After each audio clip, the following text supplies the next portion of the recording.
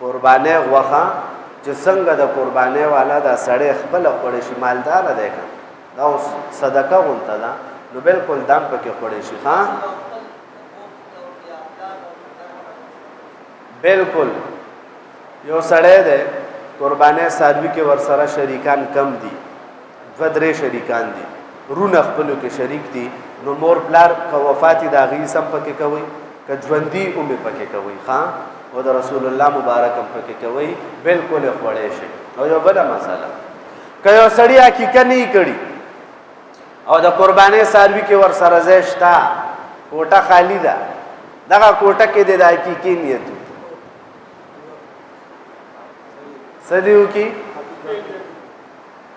وی مولا مونږ له سره کړي مولا نور څه ده یو غېږ کېنې کېنولی ځان له ونې په سر کېنولی نور خو هر څه ده ټیک شو حقیقت یې نه کوله شومه بلا وي تا ویل به ګډ راولم به تا ویل راشه مړه ما خو فلانکي مولوي صاحب نه اورېدلي وو راشه به دا یوه حصه پکې دغه که ده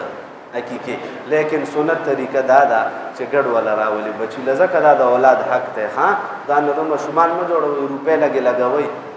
هوا ورکوئ خدای به یې زیاتوي به دا مسلې به ډېرې نورې به انشاءالله که الله کړی خیر او ژوند وفا وکړه آینده جمعې ته کو واخر دعوانا ان الحمدلله رب العالمین دعا وکئ دلته چا وویلې چې دلته پرون نه بله ورځ څوک نوجوان وفات شوی چې الله یې قبر منور کړي الله یې درجات عالیه نصیب کړي الله دې قبر روضة من ریاض الجنه وګرځوي الله دې په تقصیراتو باندې د عفو قلم راکاږي الله دې پسماندګانو له بالخصوص والدینو له صبر جمیل او اجر جزیل ورکړي یو بل بیمار دی تقریبا 2-3 جمعو نه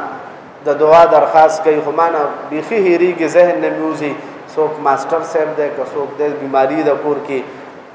د ماشوم بیماری د الله پاک دی کور والا له صحت ورکړي او الله دې د اولاد په خیر او عافیت سره ښه په صحت سره دې دنیا له راوستلی کړي د عالم اسلام څومره بیماران چې په هر ځای کې الله ټوله شفای کامله عاجله نصیبه کړي د حاضرینو کې څومره بیماران کورونو کې هسپتالونو کې الله د چا والدین بیماران ټوله شفای کامله عاجله دایمه مستمره سره د نیک عمل نه ور نصیبه کړي الله